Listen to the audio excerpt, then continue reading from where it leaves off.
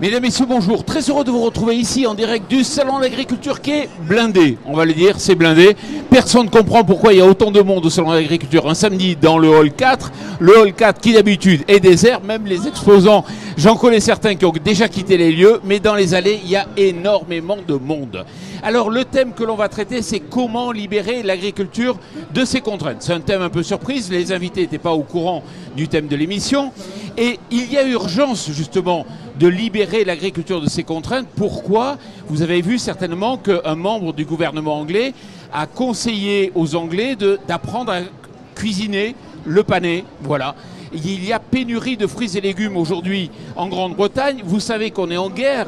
On est en guerre. Alors oui, il y a un conflit en Ukraine, mais c'est un conflit qui tait son nom parce que c'est un conflit mondial.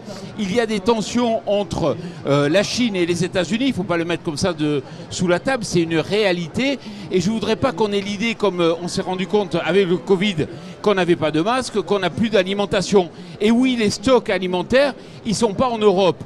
Ils sont en Chine essentiellement, ils sont aux États-Unis et en Europe on n'a pas trop de stock et on n'a surtout pas pensé cette logique de stock. Alors pour en parler, j'ai le plaisir d'accueillir Yannick Josion. Bonjour Yannick. Bonjour Jean-Paul. Éleveur dans le Tarn et rugbyman avant tout. Voilà. Oui. Juste à côté, Hervé Pomereau. À la retraite, mais...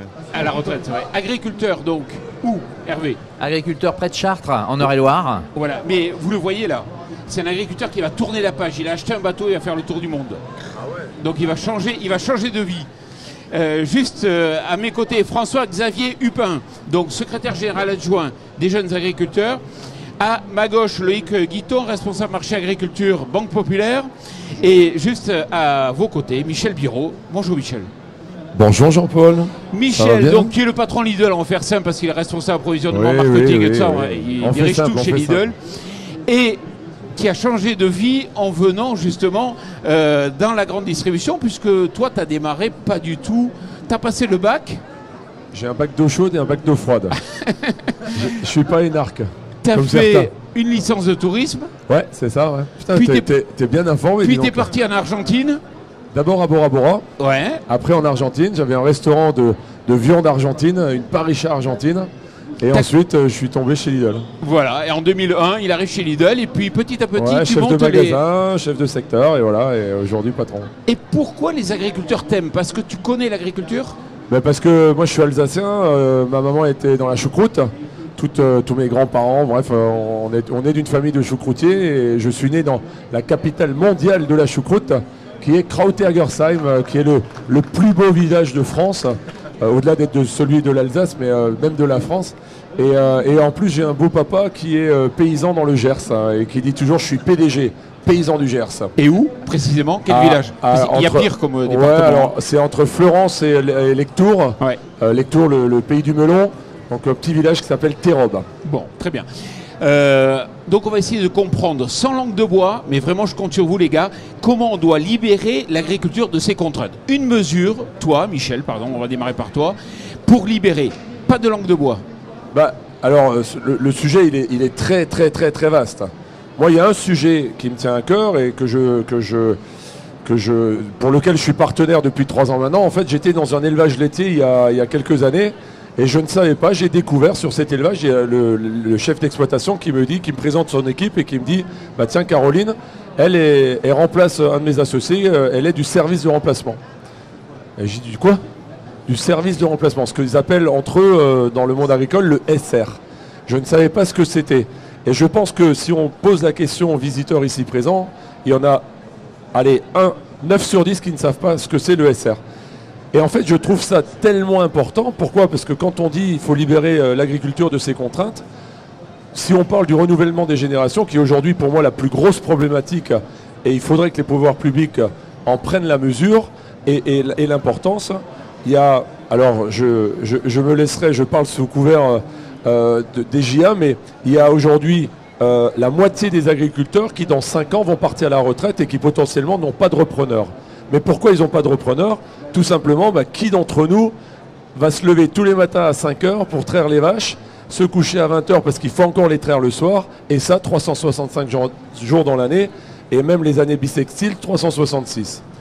Et ben je pense que si on dit aux jeunes qu'il y a un service de remplacement, parce que tu peux aller prendre 2 semaines de vacances, tu peux aller prendre un week-end sur 2, un congé paternité, un congé maternité, je pense que c'est, je ne dis pas que c'est la clé, que c'est la solution magique, mais je pense que ça peut aider à demain trouver des jeunes qui seraient d'accord de reprendre les exploitations. Bien évidemment, il y a tout l'aspect rémunération sur lequel on travaille, mais je pense que c'est un élément essentiel pour libérer les contraintes. Oui, mais il va falloir arrêter de manifester, de vous plaindre tout le temps. Il faut attirer les jeunes, mais on en parlera juste après. Yannick Josion, ta solution, toi, pour libérer l'agriculture? Non, c'est une question qui est vaste, qui est trop vaste peut-être, mais je crois qu'on parle souvent d'agriculture durable.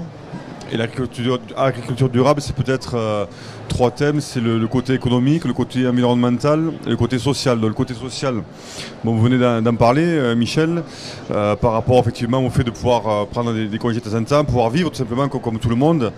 Tout ce qui est lié à l'environnement, mais c'est le gros sujet du moment, savoir comment on peut arriver à continuer à travailler tout en respectant l'environnement, les besoins du commun des mortels.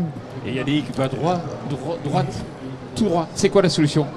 C'est ça, c'est les 3 thèmes dont je parle. Tu crois vraiment que c'est ça qui va nous permettre de relever le défi aujourd'hui? Ouais, il y a les 3 thèmes à aborder. Le côté économique, la viabilité d'une exploitation. Le lien avec l'environnement, respecter effectivement l'environnement, comment arriver à produire aujourd'hui, avoir les mêmes méthodes de culture, mais en respectant, parce qu'on voit qu'on dégrade petit à petit les sols, et le côté social. Donc après, on peut rentrer en détail sur chacun des 3 thèmes. Qu'est-ce qui te freine, toi, sur ton exploit? Non, j'ai pas un point en particulier. Nous, on a construit par exemple une bergerie avec des panneaux photovoltaïques. On récupère l'air chaud aussi sous les panneaux pour sécher du fourrage en grange. Bon, voilà, c'est l'aspect, on va dire, énergie qui peut être un complément par rapport à ce que produit un agriculteur. Donc, c'est plus lié au côté économique, mais aussi en lien avec l'environnement. Voilà. Après, effectivement, le côté économique, c'est difficile parce que l'agriculteur ne peut pas se permettre de prendre des vacances non plus tout le temps. On s'entraide aussi entre voisins, ça arrive. Mais voilà, c'est tous ces sujets à aborder et c'est difficile parce que, en même temps, l'alimentation, c'est prioritaire pour tout le monde. En France, il y a beaucoup de fonds publics qui sont réservés pour le milieu agricole. Mais ceci dit, c'est pas simple à faire bouger les choses et ça prendra du temps. D'accord, on reviendra. Hervé, c'est quoi ce qui te freine, toi? Moi je dis simplement, c'est le manque de confiance. Il faut faire confiance tout au long de la filière, depuis les agriculteurs jusqu'aux transformateurs, en passant par nos fournisseurs. Je vais vous prendre un exemple. Nous sommes ici sur le stand de Yara. Yara me dit, nous pourrions avoir des usines de retraitement. Mais on n'a pas. Qu'est-ce qui te freine sur ton exploitation, toi? Je te parle de Yara parce que c'est un exemple. Oui. Ce qui me freine sur mon exploitation, c'est le manque de confiance. L'Imagrin a inventé les OGM. On n'en a plus. Ils sont partis aux États-Unis. Nous, chez moi, j'ai un terrain pour faire un lotissement. J'ai de la demande locative. Je ne peux pas construire parce qu'il y a des normes administratives. Chaque fois que je dois faire quelque chose, un traitement, un choix technique, il y a quelqu'un qui me met des bâtons dans les roues. Laissez-nous travailler. Donc c'est Fichez-nous la paix. C'est les normes, c'est l'administration, c'est les réglementations, c'est l'Europe, c'est le gouvernement, c'est les administrations locales. Fichez-nous la paix, donnez-nous l'espace de liberté dont on a besoin au quotidien. Et ça va du moindre détail jusqu'à la stratégie d'entreprise. On nous impose des plans de fertilisation, on nous impose un tas de trucs qui ne servent strictement à rien. Ouais, mais d'un côté, il faut quand même un peu vous cadrer aussi, parce que sinon on ferait n'importe quoi. Et alors, lorsque l'agriculture était moins cadrée, on l'a lâchée après, au moment des 30 Glorieuses. On a dit à l'agriculture, vous avez un deal, il faut nourrir une population qui est croissante. L'agriculture a fait des miracles.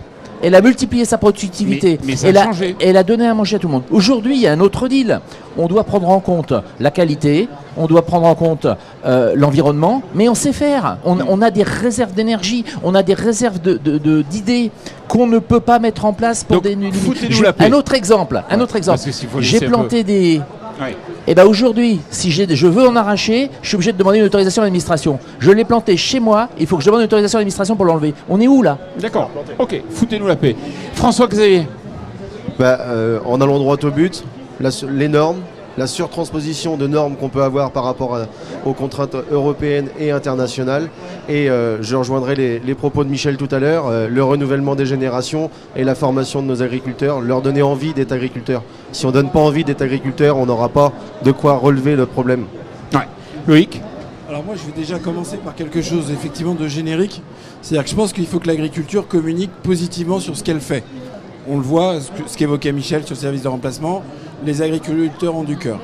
Après, je crois que l'agriculture, il faut aussi qu'elle montre et qu'elle permette aux jeunes d'essayer l'agriculture. Et je crois qu'il y a une souplesse à trouver sur j'entre dans l'agriculture, je découvre d'une certaine façon, mais je sais que je pourrais sortir. Le fait de rester agriculteur à vie, je ne sais pas si ça doit être une certitude. Ouais. Pas le sacro-saint schéma de l'agriculture familiale, le fils d'agriculteur, je m'installe, etc. Je suis Bac+5, je fais un job, je viens à l'agriculture, je prends 10% des parts de la belle ferme d'Hervé, et puis je ressors peut-être dans 5 ans. Je m'hybride, comme on dit actuellement. Et il n'y en a pas un qui a parlé à la grande distribution, c'est parce qu'il y a Michel que vous n'avez pas osé? Parce que toutes les émissions de la semaine, on m'a dit, la grande distribution, on ne peut plus leur faire... d'économie, La grande distribution, on ne peut plus leur faire confiance. On a fait Egalim 1, Egalim 2, Egalim 35, on va encore avoir la grande distribution qui va faire des plateformes au Luxembourg pour contourner. Ah mais je pense qu'on arrivera peut-être à Egalim 48, peut-être même. Mais je l'ai dit au président de la République en début de semaine, et sans aucune langue de bois, parce que c'est ce que tu aimes Jean-Paul, tant qu'il y aura la loi de modernisation de l'économie et qu'on ne la retouchera pas, on fera Egalim 40. Alors je dis pas Egalim 1, Egalim 2 a quand même, il faut le dire, il faut le reconnaître, à apporter des choses, à apporter un changement d'état d'esprit.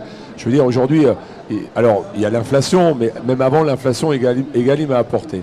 On ne peut pas le nier, donc c'est positif.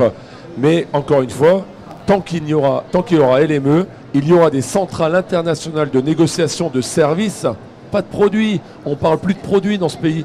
On négocie des services. Mais non, il y a de la matière première à négocier, à discuter, à prendre en compte. Il y a le coût de transformation, le coût de distribution, le packaging, la logistique. Donc, on veut. De toute façon, moi, on me dit tout ce que tu racontes, c'est des conneries. Moi, je suis un peu l'électron libre, mais je m'en fiche. Je le dis haut et fort. Tant qu'on ne retouchera pas LME, la loi de modernisation de l'économie, ça ne fonctionnera pas. Et comment il faut la retoucher, justement? On est le seul pays au monde. J'ai passé 4 mois en Espagne pour voir un peu comment ça se passe. Les relations entre un distributeur et une multinationale, parce que je ne dis pas qu'avec les PME c'est compliqué, les PME ça se passe bien, parce qu'ils sont dans la transparence, dans la confiance, comme disait monsieur. Le problème c'est que les multinationales sont dans l'opacité la plus totale. Je suis désolé. Pourquoi? Parce que LME, parce qu'on part d'un tarif général qui sort du chapeau de Perlimpinpin et on négocie des services pour arriver à un prix d'achat qui à aucun moment n'a pris en compte le coût de production d'un paysan. Ça ne peut pas fonctionner. En Espagne, les relations sont apaisées. Pourquoi? Parce qu'il y a encore des discussions d'acheteurs. Quand tu es dans LME, tu n'es plus acheteur, tu es marchand de tapis. Tu pars d'un prix là-haut, comme au souk à Marrakech, et tu négocies. Et voilà, si tu es meilleur que moi, tu vas avoir des services meilleurs que moi. Enfin, on marche sur la tête dans ce pays. Je suis désolé. Donc, il faut aussi du courage politique, à un moment donné, pour dire, allez, on retoque LME, on change les choses, et on revient à des choses plus normales, avec plein de bon sens, et de la confiance. Info ou intox, on a eu un représentant à l'ANIA qui nous a dit... Ouais, la grande distribution, ils nous pressurent terriblement sur les marques, etc. Et eux, ils se font la marge là maintenant sur les marques distributeurs.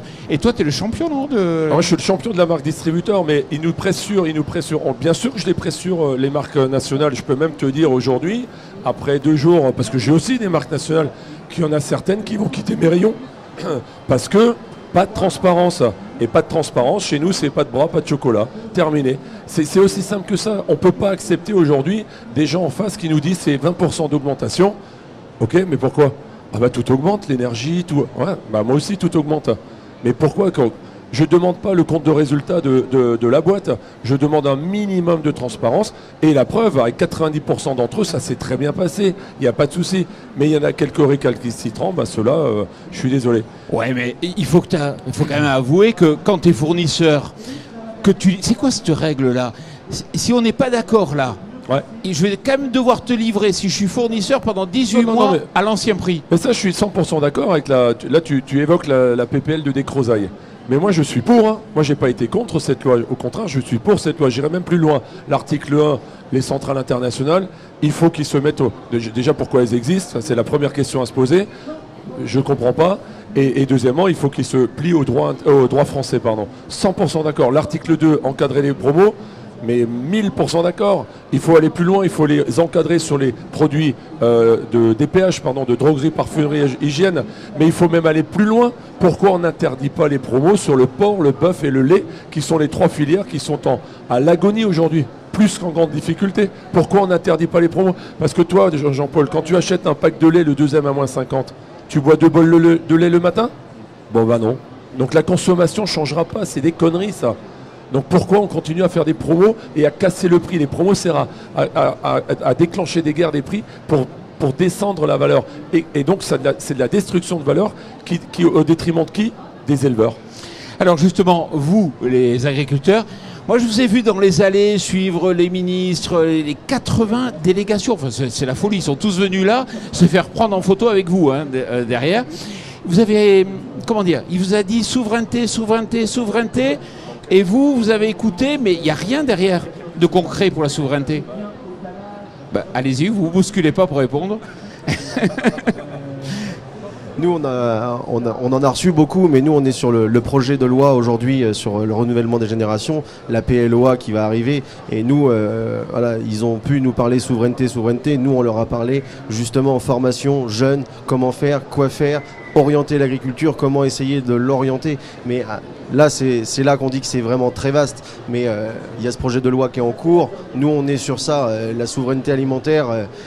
Moi, je suis pourtant pas très vieux, mais on en entend parler depuis des années et ça, on en entendra toujours parler. C'est nous, on était PLOA, PLOA, PLOA. Après, la politique, ils font ce qu'ils veulent, quoi. Et on a fait une loi sur l'accélération des énergies renouvelables parce qu'on s'est rendu compte que on n'avait peut-être pas de quoi se chauffer cet hiver. Pourquoi on ne fait pas la même chose sur la souveraineté? On met un coup d'accélérateur et on lève peut-être d'ailleurs les contraintes. Moi, je pense qu'il y a beaucoup à faire. Je reviens un petit peu en arrière. Lorsque j'étais jeune agriculteur, je cultivais des pois. Et puis, un jour, on a dit, on a besoin, enfin, je ne sais pas dans quel cas de négociation, mais on a intégré le soja d'importation. Et du coup, le pois, c'était obsolète parce que la valeur alimentaire du pois pouvait pas rivaliser avec le soja. Derrière, la recherche a laissé tomber. Et aujourd'hui, on ne fait plus de pois. Je parle de pois protéagineux pour l'alimentation. Donc les pois jaunes, voilà. Donc on a perdu cette filière-là. Là aujourd'hui, évidemment, vous connaissez tous le problème de la betterave. C'est pas la peine que j'y revienne, mais on est en train à nouveau de perdre une filière. Donc je pense que c'est l'exemple de la betterave. C'est l'exemple de la betterave. On va perdre une filière. Et c'est gros comme une montagne qu'on va perdre la betterave. Et c'est pas anodin. Moi, le premier, j'ai pas planté. Ça fait cette année, j'ai pas mis de betterave dans l'assolement parce qu'on va au mur. Donc derrière, ça veut dire que les usines n'ont pas de matière première. Une usine qui n'a pas de matière première, elle va pas durer bien longtemps. Donc là, on est en train de vraiment casser une filière pour des choses qui sont stricto sensu normes françaises. Hein. C'est même pas. Alors Emmanuel Macron nous a répondu, c'est européen. Non. On est, me semble-t-il, le seul pays européen qui n'a pas le droit de néonicotinoïdes. Les Américains, ils auraient su mieux gérer un problème comme ça. Ils auraient pris une décision en direct. Yannick. Non, ça me fait rire de parler des Américains. Non, mais je pense qu'on a beaucoup à faire en France, c'est sûr. Mais il faut savoir quand même qu'il y a beaucoup de choses qui se mettent en place aussi. On n'entend pas forcément parler, mais moi je suis bien passé pour l'expliquer. Je suis élu donc à la région, conseiller régional à l'Occitanie. Et les territoires mettent en place des dispositifs. On n'attend pas tout le temps que ce soit au niveau de l'État que ça se mette en place. Au niveau de l'Occitanie, on a mis en place un dispositif pour l'acquisition d'une foncière agricole, permettant d'acquérir le foncier avec un différé entre 4 et 9 ans. On met justement en place des contrats agriculture durable pour proposer aux agriculteurs de prendre du recul sur leur exploitation, réfléchir à ce qu'ils peuvent faire, parce que des fois on a la tête dans les guidons, on ne sait pas comment on pourrait envisager l'avenir. On met en place tout un tas de choses sur la formation pour que le métier d'agriculteur soit attrayant au niveau des lycées agricoles, au niveau aussi de la formation générale. Donc il y a tout un tas de dispositifs. mais c'est à l'échelle d'un territoire. Et c'est vrai qu'on a aussi besoin d'un cadre plus général, plus au niveau national, pour accompagner toutes les filières, c'est sûr. Mais c'est tellement lourd à mettre en place qu'on ne s'en rend pas forcément compte et que ça prend énormément de temps. Ouais, parce que c'est vrai que la situation, on l'a creusé quand même le sillon ces dernières années. On se retrouve, j'ai appris par exemple que les 3/4 du basilic venaient de l'étranger, tu m'arrêtes si je fais erreur, notamment du Kenya, d'Israël et d'Espagne, enfin c'est un pays européen là-dessus. On n'est pas capable de faire du basilic, nous, ici? Si, on est capable d'en faire. Le problème, c'est la main-d'œuvre. On va jamais être capable de produire un basilic concurrentiel. Mais c'est ce qu'on disait tout à l'heure. L'ESR, pour pouvoir nous remplacer, la main-d'œuvre, former des jeunes qui sont capables d'aller dans l'agriculture, qui soient formés pour aller travailler dedans, qui soient formés pour s'installer. Mais il y a un moment donné, le coût social aujourd'hui en France, on ne va pas revenir sur notre système social. Il est très bien parce qu'il nous protège énormément. Mais il y a un moment donné, on n'a pas la même valeur au niveau social dans toute l'Europe déjà, rien qu'au niveau européen déjà, donc on arrive avec des prix et des produits qui sont à prix différents rien qu'au sein de la communauté européenne, et c'est encore pire à l'extérieur. Et on ne peut pas produire les mêmes produits au même prix alors qu'on est capable de les faire. L'exemple du soja, il est parfait. Pourquoi le soja est produit sur des surfaces monumentales? On est capable de faire de la protéine en France. On n'a jamais vraiment relancé un vrai plan protéine qui peut réussir à éviter qu'on importe tout ça. Yannick, je veux dire quelque chose. Effectivement, il y a la problématique du prix, mais il y a aussi la problématique de la réglementation par rapport à l'utilisation des produits phytosanitaires. On parlait de la betterave, mais c'est vrai sur plein de filières. Proche de chez nous, dans le Tarn, on a la filière de l'ail rose de Lautrec. On leur a interdit effectivement l'utilisation d'un produit phyto, alors que l'ail qui vient par exemple d'Espagne n'a pas ce problème-là, donc on se retrouve avec de l'ail espagnol. Alors moi pour autant je suis pour une agriculture plus saine, peut-être avec moins l'utilisation de produits et autres, mais on est coincé par rapport à ça. Et d'interdire des produits, d'importer les produits, c'est difficile aussi parce que ça fait des problèmes de compensation, donc c'est compliqué. C'est compliqué, mais l'ail chinois il est ionisé, j'ai appris, et c'est interdit la ionisation en Europe. Tu fais du mouton, tu tonds tes moutons et tu as 2 années de laine en stock. Non, la laine, déjà la laine, il n'y a quasiment pas, il n'y a pas un marché, on ne peut pas dire qu'il y a un marché. C'est en train de se développer, mais non, on le vend, ça ne paie même pas les tonneurs, je crois. Voilà, il faut l'expliquer, je ne sais pas si vous connaissez, c'est qu'avant on exportait tout en Chine, la laine, donc la Chine était acheteuse de laine. On a oublié qu'un jour ça pouvait s'arrêter. Résultat, la laine ça vaut rien, on ne sait pas quoi en faire. Et les gars qui viennent faire la tonte, en fait, ils viennent à coût, enfin on les paye pour rien, globalement. C'est une catastrophe. Oui, c'est sûr que c'est un sous-produit comme un autre, qu'on valorise beaucoup moins qu'auparavant. Et on pourrait en faire des choses, cette laine. Oui, et c'est là où l'administration, il faut quand même en parler aussi un peu. Il y en a qui travaillent dessus pour l'utiliser, effectivement, mais c'est sûr que ça reste un sous-produit, c'est pas la marge principale, mais il y aurait de quoi effectivement travailler dessus quand même. On a des stocks de laine énormes. Je ne sais pas si tu peux trouver une solution chez Lidl. On a des débouchés, faut qu'on en rediscute, mais après il faut aussi la main-d'œuvre pour la transformer, la laine. Parce que si je lui achète la laine, moi je ne sais pas quoi en faire. Et il faudra les unités, donc ça veut dire de l'industrie. Il va falloir réapprendre à ce qu'on a perdu, il va falloir le remettre et tout ça. Et méfiez-vous de Michel parce qu'il fait ce qu'il dit. C'est-à-dire que t'es pas à l'abri qu'ils viennent pas te voir derrière. Je sais pas transformer, je sais pas. Je veux bien, mais parce que je l'ai présenté à un producteur d'huile d'olive et il a été référencé chez lui direct et c'était incroyable. Donc il faut se méfier de lui, ouais. Pardon, Yannick, toi. Je t'ai coupé. Tout simplement pour dire qu'il y en a qui travaillent sur la transformation de la laine, mais ça reste marginal, quoi. Voilà, il n'y a pas effectivement des grosses structures encore. Enfin, je ne connais pas, du moins. Mais bon, après, voilà, il y a l'effet boule de neige, ça va se développer. Loïc, isoler les bâtiments. Ben oui, ça marche bien en isolation. Oui. Ouais, mais il y a un problème, c'est quoi? C'est un problème de santé publique, je sais pas quoi. C'est pas dans la bonne catégorie. En gros, ça pourrait être utilisé, mais il y a un problème administratif qui fait que c'est pas considéré comme utilisable. Je connais pas les contraintes. Mais voilà, il y a un truc à la con qui fait que ça bloque là-dessus. Bon, on pourra en parler pendant des heures, mais malheureusement, j'ai vu Christian Lambert qui a fait des grands signes à Michel Biérot pour lui dire allez viens, on a un autre débat derrière, qu'est-ce que tu fous et tout ça. Donc, je suis désolé, mais on va devoir s'arrêter là. Juste une dernière question, on gagne en rugby? Ben écoute, on a beaucoup gagné ces dernières années, et j'espère que ça sera le cas à l'automne. Mais il faut savoir se faire peur pour rebondir. Pour rebondir, c'est ça, on va dire. C'est pas évident avec un ballon de rugby pour rebondir parfois. Donc tu es confiant? Oui, non, ça va, il y a un bon groupe. Après, c'est toujours effectivement une équipe fragile, quoi. La mienne, c'est une équipe, mais bon, je pense qu'ils aiment bien les challenges a priori, donc ils vont savoir les relever. Ouais. Ouais. Bon, en tout cas, on croise les doigts pour l'équipe de France de rugby. Merci messieurs d'être venus ici en direct du Salon de l'Agriculture et merci à vous.